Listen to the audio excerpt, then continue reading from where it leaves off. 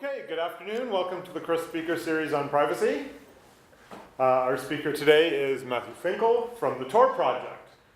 Matt works on Tor Browser and is starting to work on the Android mobile Tor Browser and getting all that working with mobile and location and all that kind of privacy, which he'll talk to us about today. So let's welcome Matt.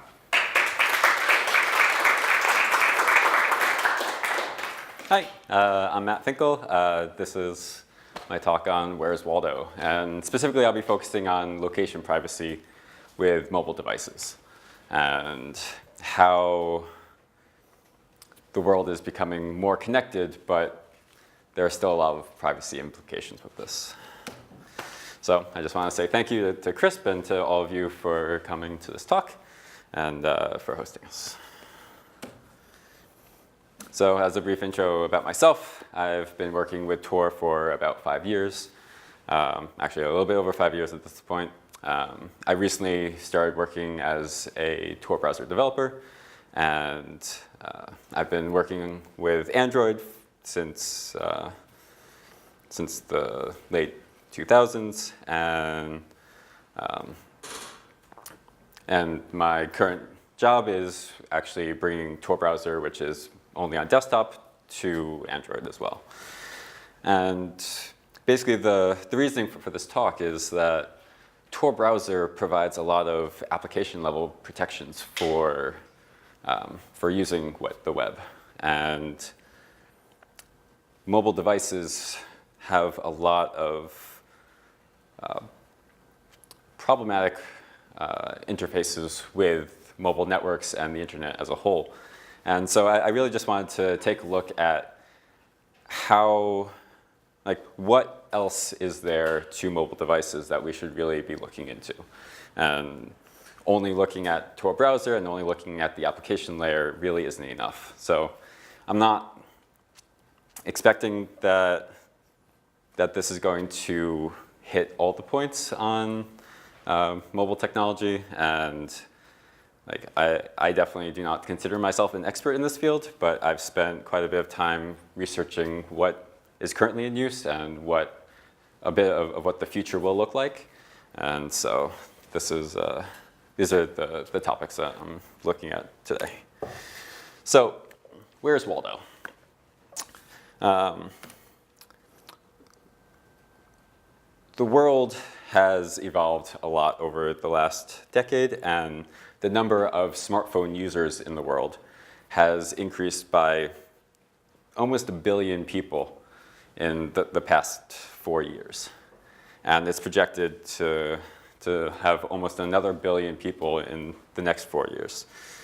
So there has been quite a bit of research and advocacy around this in terms of the privacy implications of this.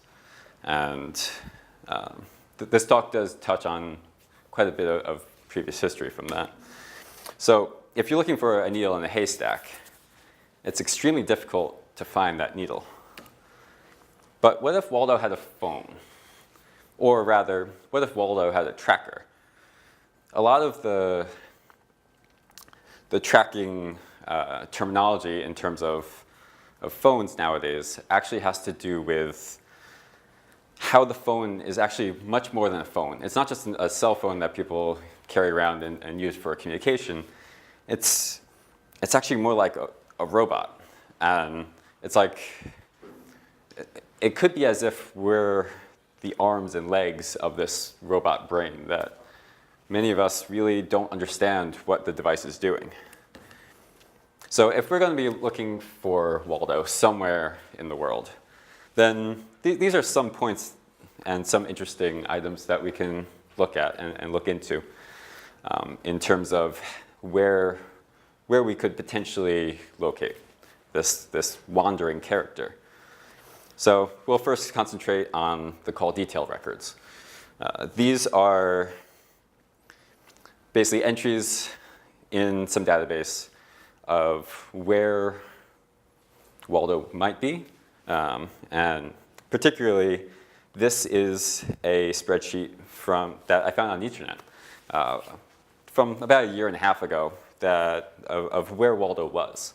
So it looks like back in December of 2016, Waldo was somewhere, and then he roamed with his device onto a network in France, and then another couple networks in Germany. But we're interested in those first 5 entries in the service column because they're blank. And particularly because if you look at the timings, there's a 2-hour granularity in terms of when these connections were made.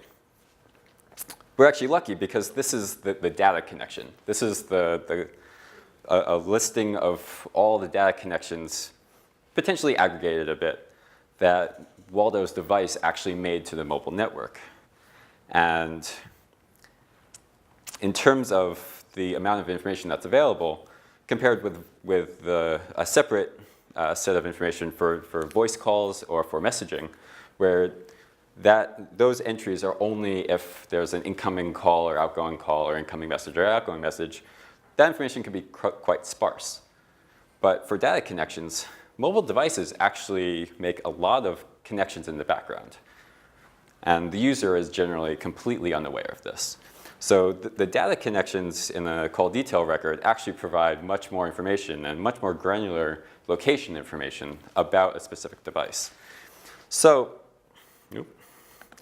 if we're interested in locating Waldo, then it would be nice if we could fill in those first 5 entries for where the device actually was when it made these connections. So I did what almost anyone would do, and I contacted customer support. Because as it turned out, at the same time I was filling out an expense report, and I needed some other information for knowing exactly when I made a call. So I figured I would ask them if they could give me information about my own account. And then if they would do that, then maybe we could find more information for Waldo. So I contacted them and I asked them if they would give me the originating location information for some calls. And there was a bit of miscommunication at first. So I tried to clarify that no, I knew where I was, or I knew where I was calling, I just didn't know where I was. And I was wondering if they would actually give this to me. So after some time, they went back and talked to their supervisor, and then they told me that, in fact, the destination of the call was available. And of course, I already knew that. So I tried to ask if there was an actual formal process where I could go and request the source originating information, whether that's an online forum or if I had to call someone or mail a letter. But as it turns out, they will not provide me with this information. And in fact, customer support does not think that they even have this information. So where do we go from here? Well, as it turns out, this information does exist. And it is only available to specific parties. In 2009, there was a German politician who actually sued their mobile provider to receive this information. And they received 6 months worth of it. And they did a TED Talk on this, and then they collaborated with some journalists. And there is an article published about this, as well as an overlay on top of Google Maps with all this information. And you can actually trace through 6 months of location information from this politician's device. And the journalists also found corresponding public information on Twitter and various other places. So you can actually see, as this politician moves around Germany, potentially why they're moving around. And this is without any content information at all. This is purely using metadata.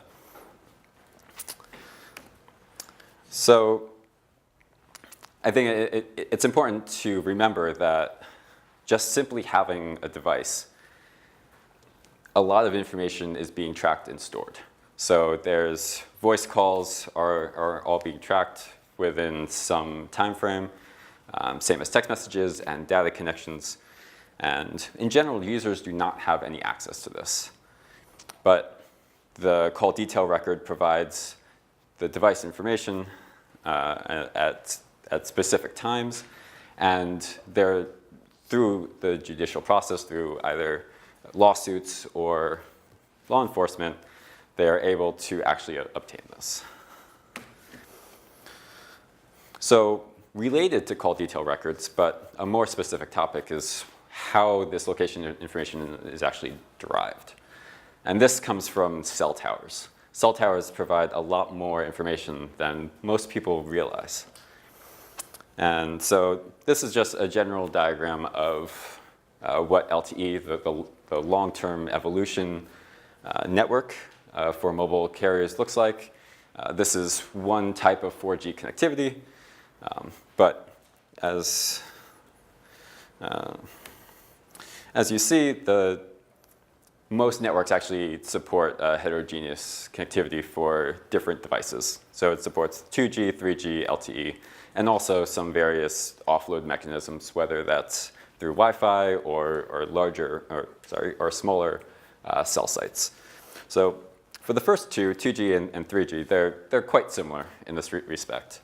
And the devices connect to cell towers that are connected in terms of, in reference to 2G, it's connected to what's called the BTS, the base transceiver station, and with 3G, it's connected to the node B.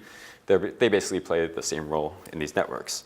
So if you look at the tower from a bird's eye view and looking down, you can see that the tower itself actually covers 360 degrees within an area. And that area is known as the cell, and the tower itself is generally at the center of that cell, and that's the cell site.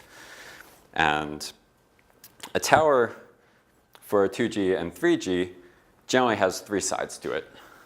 Each side has a set of antenna array, and the arrays are positioned such that they each cover a little over 120 degrees out of the entire 360 degrees. So there's a little bit of overlap between the areas that the arrays provide coverage, but each array, when a device connects into the cell site, the device only really contacts one out of the three arrays. And this can reveal some information about what direction the radio waves were coming from the device and reaching the cell tower. And for each of these arrays, it covers one of three sectors, and there's an alpha, beta, and gamma sector. And the alpha sector is generally corresponds to the array that is pointed closest to due north. So how does the cell tower actually provide any location information? So we know that within a certain range, whatever range is covered by the cell tower, the device connects into one of the three antenna array. And within that sector that the array provides, the tower can actually calculate the range from the device to the tower. And using that, it can then narrow the area within which the device is located. So as an example, if Waldo is somewhere around 4 miles away from the cell site, and Waldo's device's signal reached the cell tower in the gamma sector, then we can, using a single tower, we can basically place Waldo within an 8.4 mile strip within that sector. So this isn't a very precise location. This isn't placing Waldo within a specific room, but it is significantly more information than tens or hundreds of kilometers of possible location. But can we do better than this? And we can when we have, in this case, 2 towers. And basically, it's the exact same mechanism for determining a location, but in this case, when Waldo's device is simultaneously connected to 2 towers, then you can do the same calculations and then see where the overlap is, and then this narrows the location accuracy. And then, again, when you add a third tower, well, you can see that Waldo is right in the center, and this can provide location accuracy within anywhere between less than a kilometer to tens of meters. And this has a lot to do with how far away the specific site, cell sites are, and how the range of the cell sites. And this only gets worse in terms of being able to locate a device when we start talking about 4G and 5G, where instead of the towers having 3 sectors, they might have 6 sectors. Or potentially in a couple of years, it could become even more specific than that. So the last part that I just want to touch on in this is how a lot of mobile operators recently have started deploying what are considered smaller form factor cell sites. These are the micro, pico, and femto cells. With these, network operators actually will use these to provide significantly more coverage within an area. And in some cases, if, say, in a large city, if you're in an apartment building that has what's considered a dead spot, some place that doesn't have much cell phone reception, they may install a femto cell there. And if your device is connected to both 1 or 2 femto cells plus another, what they're calling macro cells, a normal cell tower, using different mechanisms, that could actually place you within a specific room within a specific office building. And this is without any GPS. This is only using information about which cell towers you are actually connected to. So just as a summary, location information is actually increasingly easier to obtain, especially as more cell towers are being deployed and at a higher density within areas. And it has been seen that law enforcement have actually used this information as a means of, to some extent, proving that a person or a device was within a certain area during a certain time. I should also say, if any of you have any questions, please feel free to ask questions. All right, so we know that cell towers can provide very accurate information about where a device is located. And this information can be seen historically using within a call detail records. But there has been a lot of information and a bit of controversy around some enhancements to mobile devices that have been integrated over the last 15 to 20 years. And that's in respect to providing emergency services with accurate location information. And so it's actually just over 20 years ago that E911, which is the enhanced 911 system, went live in the US, and there are similar systems in the EU with E112 and some others. And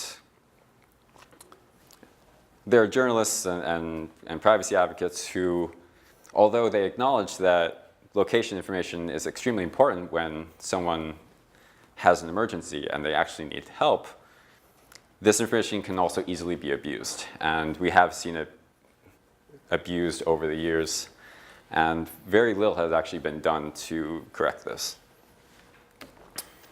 So E911 was implemented in 2 phases. The first phase provided emergency services, the PSAP, the public safety access point, or answering point, with when a person placed an emergency call, the mobile operator sent the last tower the device was connected to the answering call center. And so when the person was placing the call, the dispatch also received some not very granular location information as well. This was better than it was in the early to mid-90s, where they received almost no information, and they completely relied on the person calling to provide the location. But as we saw in that first slide about tower information, if you only have the information about a single tower connection, that still provides kilometers worth of terrain within which a device may be located. So the second phase of E911 was not only providing the tower where the device was located, it was also providing location information that was within 300 meters of the actual device. And this obviously, in general, relies on more precise location determination. And the way that this generally works is what's referred to as E911 pings. And this is basically the mobile operator saving the most recently known location information about a device. So every once in a while, the device will basically update the mobile operator and provide a new location. This can be as precise as GPS.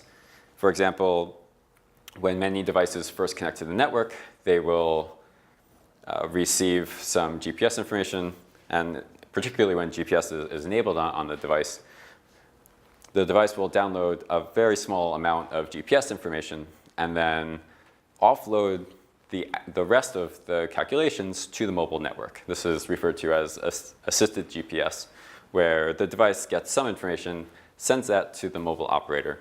The mobile operator has some service which receives this.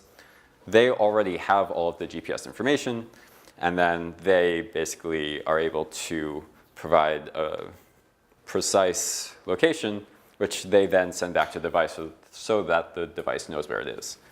However, at the same time, as this information is being sent back to the device, they're also caching that information locally.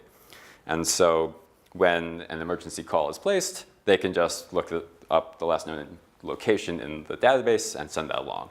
Unfortunately, this also means that that location is available to anyone who has access to it. So a device can find its location through a couple of different means, but also the network, as it was kind of mentioned a little earlier, the network itself can also locate a device in a couple different ways. So this is a traditional 911 call without E911. Basically, Waldo places the call, it goes to the PSAP, and then the PSAP will contact the respective emergency service, and then that will be dispatched. This is a kind of the modern version of that. It's the advanced mobile location. And this is actually a new system that went live within the last 4 years or so. BT did a test run of it and made a lot of improvements to the original design. But in effect, when Waldo places an emergency call, it goes to the mobile operator. The mobile operator then routes the call correctly to the PSAP. However, simultaneously, as this call is ongoing, the device enables various location information services, which tries to determine in real time where the device is located. This enables GPS and wireless and various other sensors for finding this information. And then within a certain time frame, generally about 30 seconds, the device then sends an SMS to another, what they call endpoints, which receive this information and then send it to the correct emergency service so that they actually know where they should go. And this raises some security and privacy concerns because this is sending very sensitive private information, mainly the actual location of a person over SMS to some third-party servers. So AML has a very simple format. It's just a semicolon delimited key value pair where it provides the longitude and latitude of the device as it was able to find, the time that this information was found, the IMEI and the IMSI, which I'll talk about in a couple slides, and some other identifying information about this device so that emergency services can use this to find them. But at the same time, BT also found that it's important to have a timeout and some fallback mechanism so that emergency services know when the device was not able to determine its location. And that's the second one, which is basically just a message saying it couldn't find anything and emergency services must fall back on some other mechanism of locating this device and the person who called. It's interesting because when this SMS is sent, the AML spec actually suggests that the message should not be stored within the sent mailbox of the user, which makes sense because the user didn't send this and they would be confused if they saw this very specific identifying information within their sent mailbox. But they also noted that it shouldn't be saved because this avoids making the format widely known, which I'm still not sure exactly what the point of that is, given that the specification explicitly states what information is being sent. So in addition to, yep. What's the reason for using SMS versus sort of the data network? So this slide actually talks about it very briefly. Oh, right. The question was, what is the reason for using SMS instead of a data connection? And I will talk about it in this slide. So AML is basically the specification for providing this information. Android Emergency Location Services is a built-in service within Android that uses AML. And when a person using Android, basically any supported Android device at this point, when a call is placed to whatever the local emergency service number is, it, as well as placing the call, it also enables the various sensors that I mentioned earlier and tries to determine what the current location is. Once it's able to, or if it's not, then it sends a message to an endpoint. An endpoint basically is some server that's either run by the mobile operator or it could be run by the emergency services themselves. This is very region specific. And to answer the question, the endpoint can actually be one of two types of services. It can either be an SMS center, basically a server that receives SMS messages, or it can just be a normal web server that receives HTTPS post requests. And with the trials that BT had, and as well as a couple other service providers, they actually found that SMS is about 80%, it's about twice as reliable as HTTPS. And so by far, most services are expecting SMS messages with this information.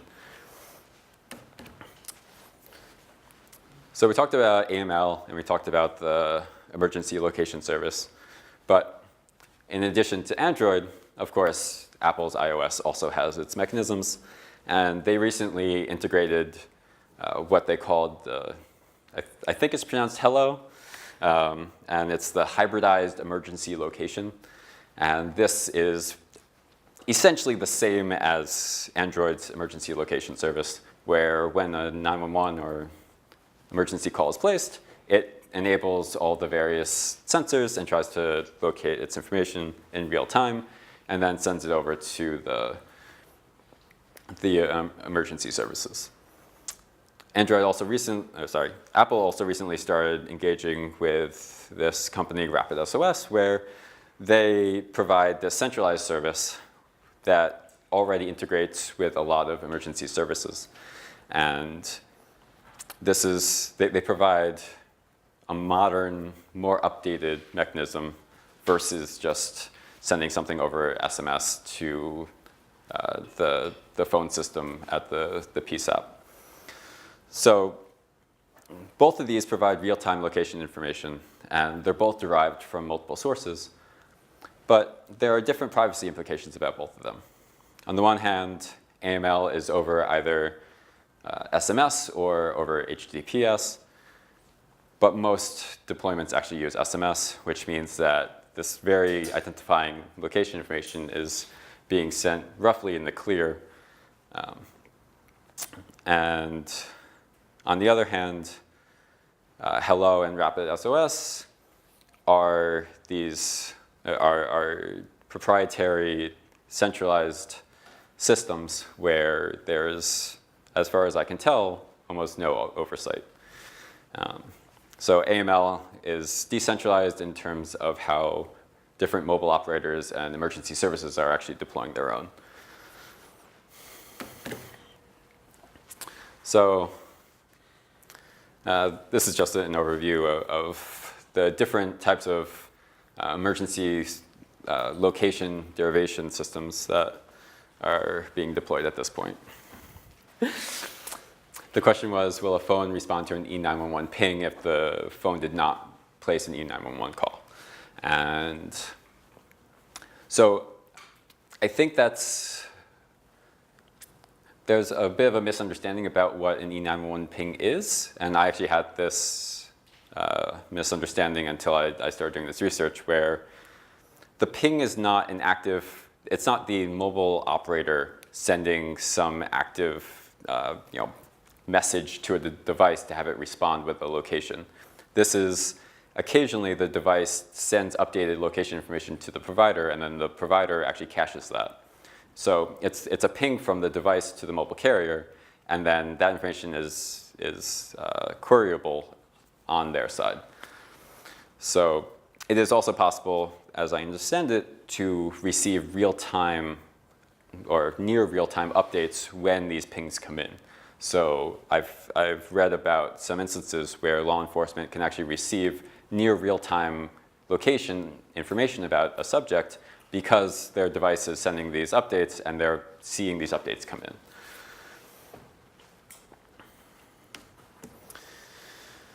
All right, so we're still looking for Waldo, still haven't found him. We've gone through the various call detail records. We've talked about the cell towers, and we've talked about the various enhanced emergency location services. But devices have a lot of sensors. They have a lot of different mechanisms for determining where they are and taking in their surroundings.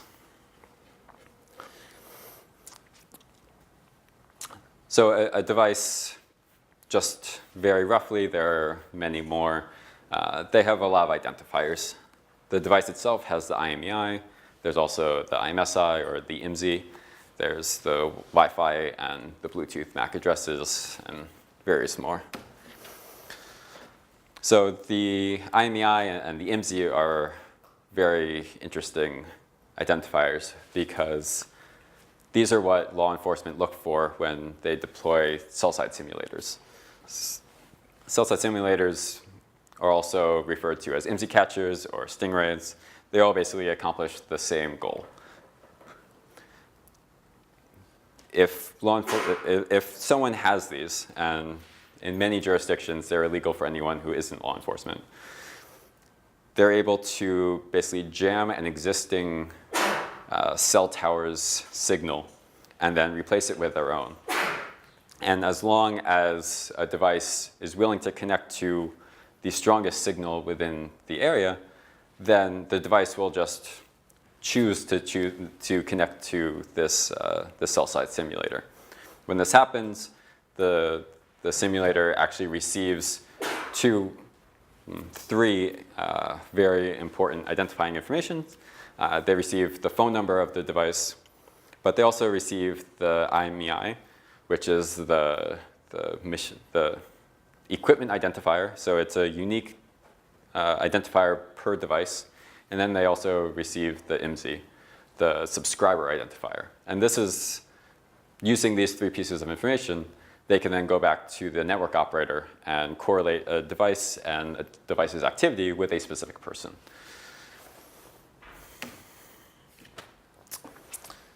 So MAC addresses are also a very unique piece of information. Just very quickly, the first half of a MAC address is generally a unique identifier of the manufacturer of the network interface card. And then the second half of the device, of the MAC address, is a unique per device identifier. And that, therefore, together, a MAC address should be globally unique. Within the last couple of years, companies have begun realizing that this is actually very identifiable, and they actually started spoofing MAC addresses in some cases. So Apple, a couple of years ago, released a version of iOS that actually spoofs the entire 6 bytes of the MAC address.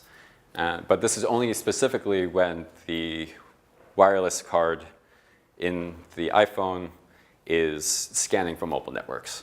When it actually connects to a mobile network, it then uses its hard-coded MAC address. Microsoft, shortly after this, implemented their own implementation of this, where instead of only spoofing the MAC address when the device is scanning for wireless networks, it also optionally spoofs it for actually connecting to the wireless network. Some researchers did some research into this and found that although this works pretty well in most cases for preventing tracking of a device across networks,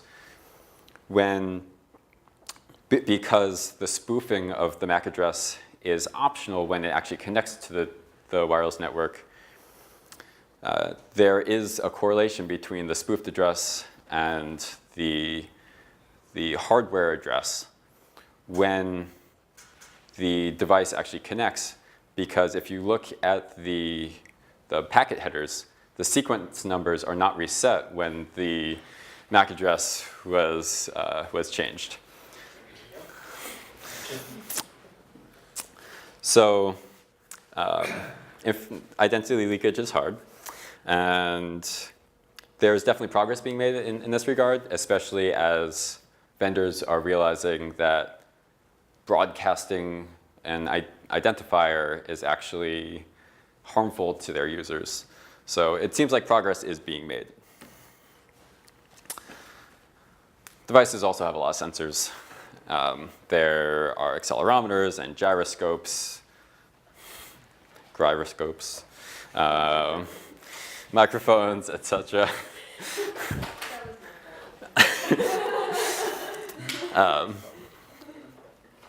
And luckily, a lot of this information is, in general, local to the device.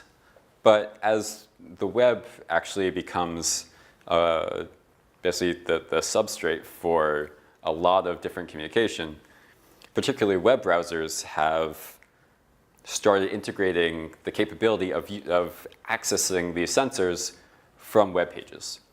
And so this is actually, out of this entire talk, basically where Tor Browser has any applicability, where it can basically audit which sensors should be accessible from a web browser and at what timing interval. So maybe a web application should be able to access the accelerometer, but maybe only every half a second, or similar for a gyroscope. But there's a lot of ongoing research and a lot of research needed in this regard to know at what point does accessing one of these sensors actually result in providing a unique identity for a specific user. So it can tell that you're falling, Sure. because your accelerometer will show acceleration, and the gyroscope will show that you're not in vertical position anymore. Sure. Yeah. So the device can determine that the person who is holding the device might be falling, and the gyroscope can determine that the person is no longer vertical. Maybe they're falling horizontally. So, but if you can access this information remotely, then maybe this will tell a malicious party something about the person or where the person is. If you can do it in real time, you can catch them. Yep. Exactly. And it actually turns out that Google has taken an initiative and at least mentions the privacy implications of having this information accessible via the web API.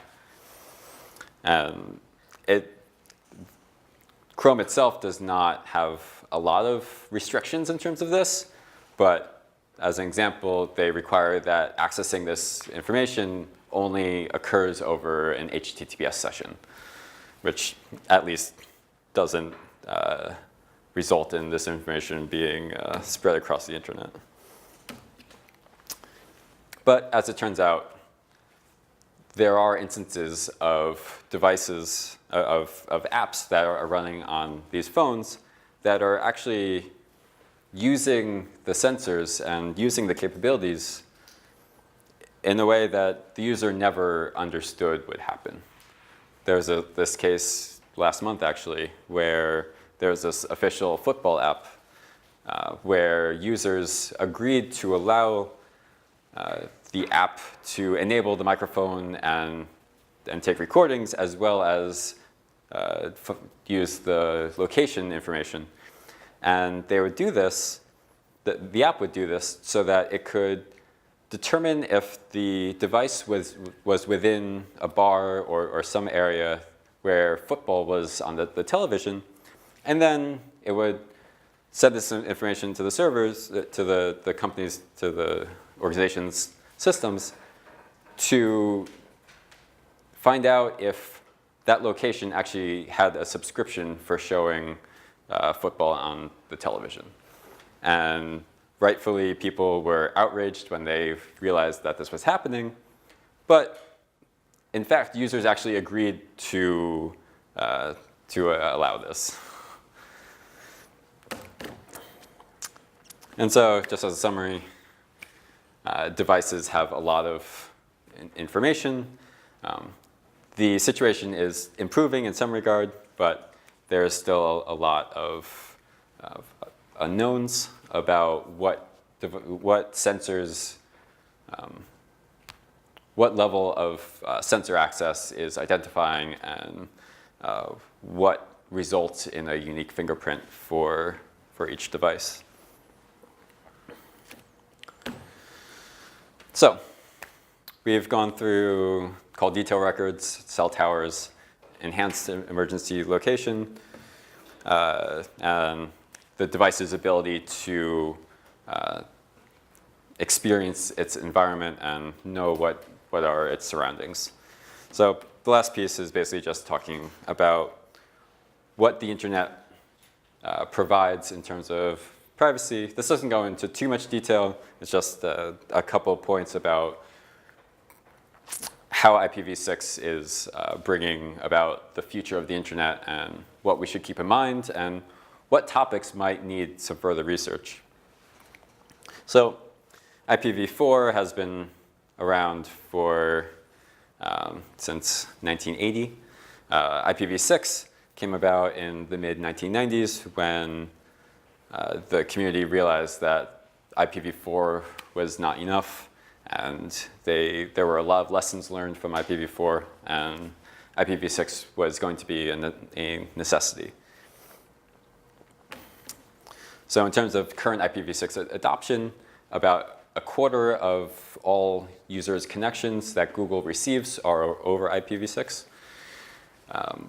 Almost all of the top-level domains, name servers support some set of IPv6 scalability. So they have at least one name server that supports IPv6. And a quarter of existing BGP ASs advertise IPv6. And somewhat surprisingly, only 10% of the Alexa 1 million websites actually have IPv6 support. So as we can see, IPv6 adoption has drastically increased over the last couple of years. And so it's interesting to look at the IPv6 specs and see what was done to facilitate easy deployment of IPv6. IPv6, the addresses themselves are 4 times as large as IPv4, and it was found during the deployment of IPv4 and the use of it over the years that statically assigning IP addresses is not scalable. And DHCP also isn't really a good solution. So some engineers came up with this idea of stateless address auto-configuration. And so it takes the network address of an IPv6 address, and within a network, the host will use that. And then for the second half of the address, which is referred to as the interface address, the server can take the MAC address of the network card and basically just plug it directly into that address portion. And with that, there is basically guaranteed that this server will have a globally unique IPv6 address. But of course, when you take a globally unique identifier that's hard-coded into a network address and then use that as the IPv6 address, that has some privacy concerns, particularly when you're using this on a mobile device that's roaming between networks. Because even though when you're on one network, you'll have one network address, the host portion is still the same. Therefore, if you roam to another network, the network portion will change, but the host will still remain the same. So this could provide a mechanism for tracking across websites and just across general internet connectivity. So at the same time, they introduced an extension that was not part of the original specification, but it is a privacy extension that takes the identifier, and instead of using the MAC address, it roughly uses a randomly generated value. This randomly generated value, in fact, is some manipulation of an MD5 of the MAC address. But at least it's better than the MAC address itself. So we still don't know where Waldo is, and now we're finding Nemo. And Nemo provides for not only mobile device mobility, but also network mobility. And within IPv6, there's actually an architecture for allowing for not only devices to seamlessly roam between networks, but also entire networks to roam across the internet without resulting in any disconnections or loss of connectivity. And the means for this is that there is always some fixed point on the internet, which is referred to as the home network. And this network address, the first half of the IPv6 address, is what is known across the internet. This is what the publicly advertised IP address within DNS or wherever. And when a device or entire network roams, it basically updates what they refer to as a home agent. And when a connection comes into the home network for a specific device or for the network as a whole, it then encapsulates that within another IP datagram and then sends that over to the actual location. So in effect, this provides a reverse proxy for basically allowing an entire network to roam and just having a fixed point that keeps an updated location of that roaming network. This provides some interesting problems in terms of how much privacy this actually provides to networks and provides to specific devices. Because although there's a one-hop abstraction between the device connecting into these services, it's only one hop. And therefore, if, for example, you're a network actor or a network adversary who has sight of that home network, then you might be able to use traffic analysis to actually see when updates are coming into the home network for updating the network's location. And although the specification actually allows for IPv6 to secure that tunnel, there are potentially open questions in terms of what information is revealed. I should also mention that the idea of a roaming or mobile network may seem a little abstract, but if you think about something like a bus or an airplane, which is connected into potentially different networks over a given period, it can actually roam, but the users of those networks can maintain their connectivity as the actual vehicle changes its networks. So, just as a summary, IPv6 adoption has increased at least 5% per year, and it's actually growing. IPv6 has some privacy protections, but there are still a lot of open questions, and there are a lot of other areas within IPv6 that need some investigation. And although a lot of time has gone into designing ways of enabling easy mobility using IPv6, they don't necessarily address the ability to track the devices. And it seems like there are still potential vectors for this. So just to close, mobile connectivity is trackable by a network operator. There is a high accuracy for determining the location of a device, especially using newer mobile networks where the tower density is higher. And mobile devices have a lot of unique identifiers that potentially reveal the actual device. So, thank you for coming. And it turns out Waldo is here.